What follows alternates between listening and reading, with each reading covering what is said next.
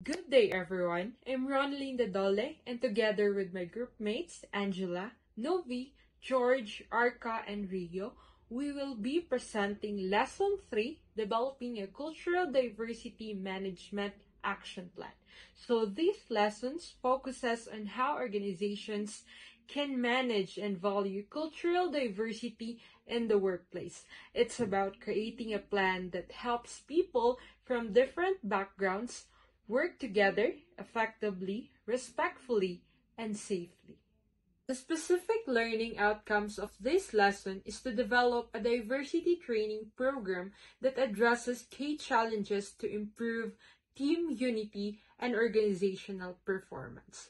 So in simpler words, this means we will learn how to build a training program that encourages teamwork, respect, and understanding among employees with different cultures, which helps the whole organization perform better.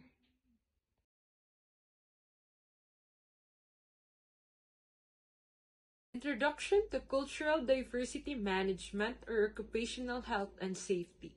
One important area where diversity management is needed is occupational health and safety or OHS. Managing health and safety in culturally diverse workplace requires attention to both languages and cultural differences. Sometimes, safety rules or warnings may not be fully understood by everyone, especially if English is not their first language. That's why organizations must make sure their safety instructions are clear and inclusive, so that everyone, regardless of background, understand what to do to stay safe at work. To better understand this, let's take a look at a short case study. In a door manufacturing plant, a supervisor needed to check a machine. He turned off the machine, made some adjustments, and called out to operator saying, "Stand clear, okay?" The operator replied, "Okay." However, the operator was from a non-English speaking country and misunderstood what "stand clear" meant. He thought it meant "stand there, is that clear?" When the supervisor turned the machine back on, the operator's arm got dropped and causing a serious injury. This case shows how language barriers can lead to dangerous misunderstandings at work. The phrase "stand clear" may sound simple to English speakers, but to someone unfamiliar with the language, it can mean something completely different. That's why it's important for organizations to consider cultural and language differences when giving instructions, especially in situations involving safety. It also reminds us that effective communication isn't just about speaking English. It's about making sure everyone clearly understands the message. So to continue with the next part of our report, which discusses another case study related to cultural differences in the workplace. So I'll pass it to Miss Ladisla.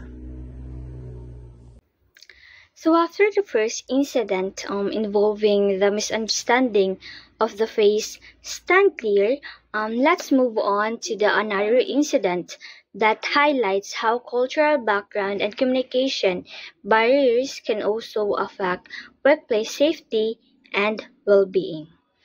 So let me read the another incident.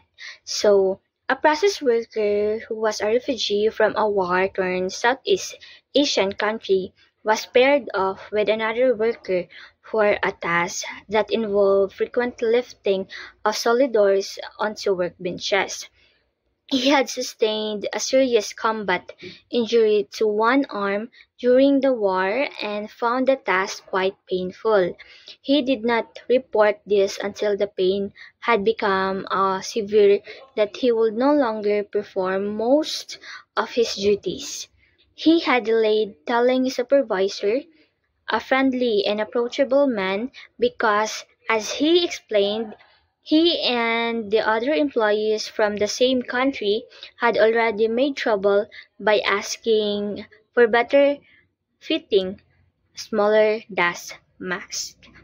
This incident clearly shows how cultural factors and past experiences can greatly influence how workers behave in the workplace.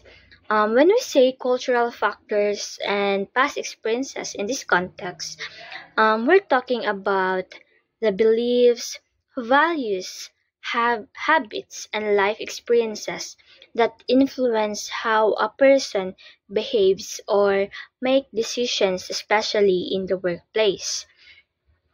In many cultures, especially in some Asian and refugee backgrounds, employees may avoid confrontation or complain because of deep respect for authority or fear of being labeled as a problem. So, what is deep respect for authority? So, when we say deep respect for authority, it refers to a strong cultural belief that people in higher positions, like supervisors, managers, or elders, should be respected and not be questioned. For example, someone who has a deep respect for authority will um, always try to follow instructions from their boss without arguing, avoiding disagreeing or speaking up even if they see a problem. And also, they believe that questioning or correcting a supervisor is disrespectful. Workers with less proficient English cannot be assumed to have fully understood safety instructions and safety inductions.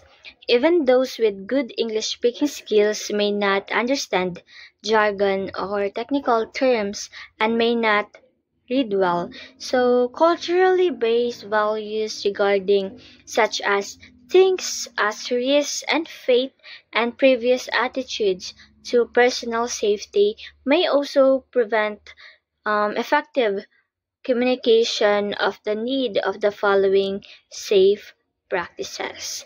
In addition to cultural factors, language barriers play a major role in a safety risk.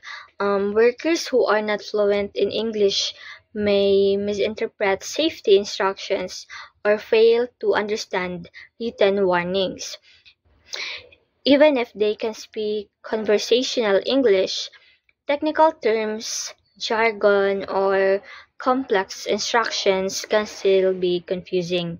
For example, a sign that says ensure all guards are engaged before operation. It might make perfect sense to a native speaker, but to some whose first language isn't English, it may be unclear that guards or engage mean in that context. Moreover, some workers might have limited reading or literacy skills, so making it harder to understand manuals, signs, or forms, especially if these are written in this technical language. So, culturally, there are also differences in how people perceive risk and safety. In some cultures, accidents are often seen as a matter of fate, something that just happens. So, this belief can make individuals less likely to report hazards or follow safety procedures strictly because they may feel that if it's meant to happen, it will happen anyway. A diversity analysis of the current occupational health and safety process has established that there is a strong business case for developing an appropriate occupational health and safety communication and training system for new and existing workers from culturally diverse backgrounds and for whom English is not their first language. An action plan to improve safety in a culturally diverse workforce would involve the following steps. All these factors combined language barriers, cultural beliefs, past experiences and attitudes toward authority shows why one size fits all safety system does not work in a culturally diverse workplace. This is why organizations must adapt their occupational health and safety, communication, and training systems to ensure that every worker, regardless of language or background, fully can fully understand how to keep themselves and others safe. So, based on the diversity analysis of the current occupational health and safety process, it has been established that there is a strong business case for creating a more effective and culturally sensitive occupational health and safety communication and training system, especially by workers whose first language is not English. And to address this, an action plan has been developed to improve safety communication, training, and awareness across diverse teams. These are the steps and strategies included in that action plan, and this will be explained further by our next reporter. In this slide, I will be discussing an example of an action plan focused on occupational health and safety. And the next slide will explain the key steps in creating an OHS action plan in simple and understandable way. This plan helps make sure that all workers, no matter their language or culture, understand safety rules at work. First step, develop communication plan. Make a plan on how to share safety information with everyone, especially those different cultures. Next step, conduct a survey. Ask workers about their language skills and how will they understand safety instructions. Third step, provide a training in simple English and other languages. Give training using easy English in their own language so they can understand better. Next step, use interpreters if needed. If someone can't understand English well, use interpreters to explain their things clearly. Next step, check signs and instructions. Make sure all safety signs and notice are clear and easy to understand. Change them if needed. Next step, give English and literacy training. Help workers improve their English and reading skills to understand safety messages. Lastly, give cross-cultural training. Teach team leaders and members how to communicate well with people from different cultures. To sum up everything, these steps help everyone to stay safe at work by making safety communication clear and easy to understand for all. This action plan focuses on improving workplace safety and communication by addressing language cultural barriers among staff. First, strategy. Redesign the occupational health and safety OHS introduction and training to make it easier for everyone to understand, especially those with different language backgrounds. Number 2, goal. Improve safety communication, reduce accidents and costs, and boost staff morale. Number 3, actions. Survey staff to check their understanding of OHS information. Translate OHS material into the main languages used in the workplace. Simplify signage and instructions using plain English. Number 4, responsibility. The safety officer of HR manager will lead to tasks with help from translator and team leaders. Number 5, resources and time. Translation services, surveys, and other experts expected to take about 2 to 6 weeks. For example, if workers speak different languages, safety signs like caution, wet floor can be translated and rewritten in simple English. For example, be careful, floor is slippery to prevent accidents and ensure everyone understands. Overall, these reports highlights the importance of having an effective occupational health and safety action plan. By following these key steps, we can create a safer and healthier workplace for everyone. Good day, everyone. Today, I will be discussing a practical example of a cultural diversity management action plan. specifically focus on how an organization can implement a cross-cultural training program. In workplaces with employees from different nationalities, cultural misunderstandings can occur. This presentation will show how a structured approach can help create better communication, teamwork, and efficiency within the organization. So here's the case study. So a company that already has several employees who are recently arrived immigrants has recently been employing new professional and technical staff from overseas. There have been a few minor incidents of interpersonal conflict and several incidents of poor communication that have resulted in production faults and delays. So complaints have come to management and team leaders and individual staff that the newcomers are not fitting in. So the company decides to engage a training provider to conduct cross-cultural communication training across the organization. So in this case study, a company has recently hired new employees from overseas. Although this brings many strengths such as new skills and global perspective, challenges also emerge.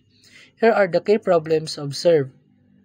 Miscommunication and misunderstandings due to cultural differences, minor interpersonal conflicts affecting relationships, delays in production, issues caused by unclear communication, and complaints from local employees stating that newcomers are not fitting in. So these issues show a gap in cultural integration, not just individual performance. To fix this, the management decided to conduct a cross-cultural communication training to help both local and international employees to work better together. A recent analysis of the current workplace communication climate has established that there is a strong business case from developing greater cultural competence across the enterprise. An action plan to establish the need from cross-cultural training and to design and implement the training would involve the following steps. Number 1. Define the organization context and training objective. First, establish the relationship of cultural competence to the organization, legal and people managing context. Second, define the training needs and objective. And third, ensure the strong organizational support for the training program. Number 2. Understand the cultural competence and cross-cultural training. First, get information on the nature of cultural competence and the range of the training approach available. Second, contact and experience cross-cultural trainers. Promote the value of cross-cultural trainers to the organization. Present the business case from cultural competence to the key stakeholders in your organization. Number 3. Promote the value of cross-cultural training to the organization. First, present a business case of cultural competence to the key stakeholders in your organization. Second, identify the anticipate outcome and benefits of the training to all stakeholders. Number 4. Design and conduct cross-cultural training effectively. First, select the appropriate trainers and work closely with them. Second, discuss the training, provided the range of options for training, and available resources that will ensure that training objectives are met. Third, organize and conduct the program for maximum effectiveness. Number 5. Evaluate and follow up the cross-cultural training program. First, design and carry out a rigorous evaluation process. Second, modify for the training program according to evaluation result. Third, identify and implement the strategies to ensure that learning is applied to perform and enhance the organizational cultural competence. Good day, everyone. Let's continue our reporting about action planning framework. So our action plan uses a simple, powerful framework. So it starts with a high level of strategy. But strategy is useless without action. So we immediately define we are anticipating the desired outcome. So for training, that we might improve employee behavior or reduce communication error. We keep this as focus on why, what, the behind, so the execution and accountability. So next is the execution phases. So action column lists the specific tasks like defining training needs or developing materials. So critically, we assign who to do and specify the necessary resources. So this eliminates the ambiguity and drives accountability. When we know who owns it, what they need, the task gets done. So finally, every action needs time frame, whether it is 1 week to collect data or 4 weeks to develop a module. Deadline keeps us on track. So this plan isn't one and done document. It is the living tool that helps us monitor and review our progress against our cultural diversity goals. So next part is the graphic. So this graphic highlights the key steps involved in developing an action plan. So typically, the following, the completion of diversity analysis. So first is the develop notes. So this is the foundational steps. It involves generating and documenting specific notes regarding on cultural diversities, issues, or opportunities that form the business case for taking action. So it ensures the plan is grounded in real needs and strategic values. Next is conduct analysis or identify items. So these steps involve identifying the specific project area or items in a cultural diversity. Checklist that requires attention. So this narrow the scope and makes the planning effort manageable and focused. So next is specify in the plan.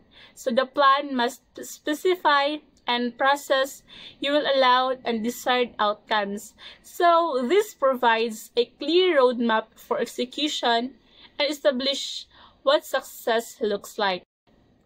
Next is copy the action plan or prioritize actions. So this final steps involves that ensuring the actions are executable. So it involves prioritizing the actions or sequencing them in logical sequence. This ensures resources are allocated effectively and tasks are performed in the most efficient order. These templates provide a methodological way to move from identifying a need for diversity and manageability planning and precise steps for implementation, execution, and monitoring. And in our conclusion, a cultural diversity management action plan turns commitment into competence. It is our roadmap for ensuring that diversity isn't just an inspiration. This is the strategic advantage.